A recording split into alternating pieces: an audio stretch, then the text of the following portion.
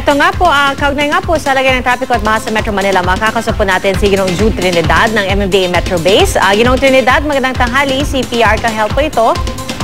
Miss Pia, magandang umaga po. Ginoong Trinidad, kamustahin lang po namin yung daloy ng trapiko sa mga pangunahing lansangan dito po sa Metro Manila. Siyempre, masama na po ang panahon ngayon. Mapatuloy po ang ating southbound ng EDSA na natili po sa katamtaman at banayad na rin po. Tuloy-tuloy naman po yan hanggang umabot po dito sa may Ayala, Makati area po natin.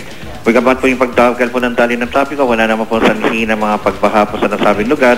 Maliban lang po dito sa may EDSA Top Rotonda, both northbound and southbound po, nagkakaroon ng 7 inches po pagtaas lang ng tubig po sa nasabing lugar po.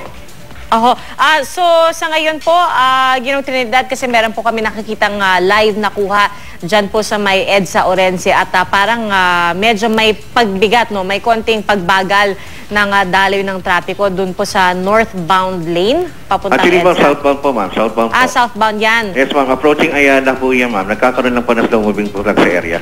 But wala naman po sa ngayon po na dahilan po sa pagbaha po sa area po doon. Alright.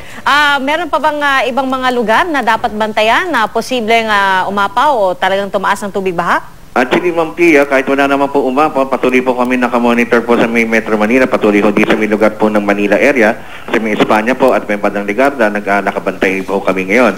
Sa ibang lugar naman po, wala naman po naitala naman po malakas sa ulan, mostly naman po nasa southern part of Metro Manila, lalo na dito po sa may EDSA, sa may Pasay Top Rotonda, Pasay area po, Parañaque, Muntinlupa, na naitala po medyo may paglakas po ng ulan, lalo dito rin sa Makati po area. At Ginoong Trinidad, itong mga nakarang araw, kapag minsan makulimlim pa lang yung panahon, no, ay may nakikita ako sa daan, no, yung mga parang MMDA rescue truck, pati yung mga rescue vehicles na may daladalang mga rescue boat. Ang mga ito ba talagang rumoronda? Or basta kapag may maitawag lang, tsaka ito agad ida-deploy? Actually, ma'am, vote po.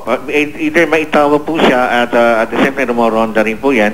Depende po sa situation din po dahil sa kung ano bang ano man yung kasi anong incident po mangyari po, nakantabay po sila. Alright, Ginoong Jude Trinidad ng MMDA Metro Base. Maraming salamat po sa inyo at magandang tanghali po.